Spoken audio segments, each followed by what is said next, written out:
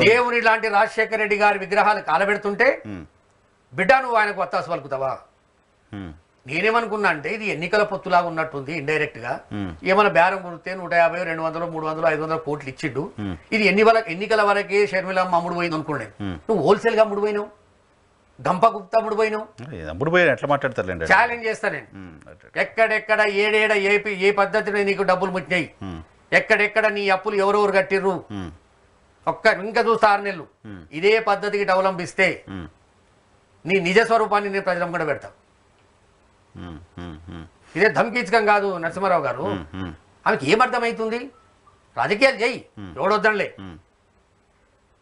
మన పార్టీ మన కుటుంబాన్ని నాశనం చేసిన పార్టీకి అధ్యక్షురాలైన ఓకే, నిలబడ్డావు ఓకే, ఓడిపోయినావు ఓకే, నువ్వు సబ్జెక్ట్ మీద మాట్లాడు. ఇలా ప్రభుత్వం 3 పార్టీలు కలిసిన ప్రభుత్వం ఉంది, కూటమి చేసే తప్పుల్ని కనబడతలేవా? వాళ్ళ మేనిఫెస్టోని పక్కన పెట్టుకో, జగన్మోహన్ రెడ్డి గారి మేనిఫెస్టోని పక్కన పెట్టుకో. జగన్మోహన్ రెడ్డి గారు మొట్టమొదటి క్యాబినెట్లో ఏమేమి నిర్ణయాలు తీసుకుండు, చంద్రబాబు మొట్టమొదటి క్యాబినెట్లో ఏమేమి నిర్ణయాలు తీసుకుండు, బేరీ చేసుకో. నిజంగానే జగన్మోహన్ రెడ్డి గారు అప్పుడు తప్పు చేసి ఉంటే ఇప్పుడు నువ్వు మాట్లాడు. నువ్వు ప్రతిపక్షంలో ఉన్న పార్టీని ఇంకా నువ్వు ఎమ్మెల్యేకి ఏదో అది చెప్తా ఉంటావు. అదే చెప్తున్నారా? అసెంబ్లీకి పోకపోతే నీకు ఎమ్మెల్యే పదవి ఎందుకు? అసెంబ్లీకి పోనప్పుడు ఎమ్మెల్యే పదవికి రాజీనామా చేయి అని అంటున్నారు. 2.5 సంవత్సరాల ముందే ఎమ్మెల్యే పదవికి వద్దనుకొని ఎక్కిలు బట్టి ఏడ్చిపోయిన చంద్రబాబు నాయుడు నువ్వు అడగవు? అసెంబ్లీని వదిలిపెట్టిపోయింది కదా ఎక్కిలు బట్టి ఏడ్చి. అవును, ఇవాళ ఏంది ఛాలెంజ్ చేసిండు ఆయన. బిడ్డ మేము ఆడుకొచ్చినా వేస్ట్, మీరు మైక్ ఇయ్యరు, మీ ప్రవర్తన మాకు తెలుసు, అందుకే మేము ప్రజలకు పోవాలి. వాళ్ళు ఏం మాట్లాడుతున్నారో ప్రజలకు పోవాలంటే ఏముంది మనకి ఏకైక ఆయుధం ప్రెస్. ఆయన వీడియోలు చేసి వదిలిపెడతలేదు కదా, బాజాబ్తా ప్రెస్ కాన్ఫరెన్స్ పెట్టి 2 గంటలు అసెంబ్లీలో ఏమేమి మాట్లాడాడో వాటివన్నీ తప్పు అని చెప్పిండు.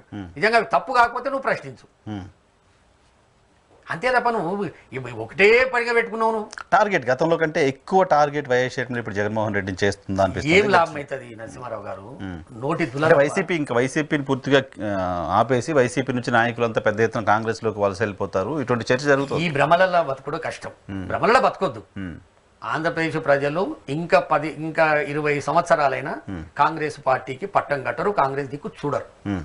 ఇలా మీరు చూడండి, ఎక్కడ పోయినా ఇవాళటి కూడా కూటమి వర్సెస్ వైఎస్ఆర్సీపీ అంటారు తప్ప కూటమి వర్సెస్ షర్మిలమ్మ అంటలే. ఎందుకంటే షర్మిలమ్మ హోల్సేల్గా అమ్ముడు పోయింది. ఎప్పుడు డబ్బులు అవసరం ఉంటే అప్పుడు డబ్బులు తెచ్చుకుంటున్నారు. వాళ్ళకు ఒక టీం ఉంది, ఒక గుడుపుటాని టీం, ఆ టీం డబ్బులు తెచ్చుకుంటున్నారు. డబ్బులు తెచ్చుకున్నప్పుడల్లా పోవాలి, ఓ ప్రెస్ కాన్ఫరెన్స్ పెట్టాలి, లేకపోతే ఓ ట్విట్టర్లో ఏదన్నా మాట్లాడాలి. ఏంది ఇది? అరే అక్కడ అల్లకల్లోలం అయిపోతుంది. వాడు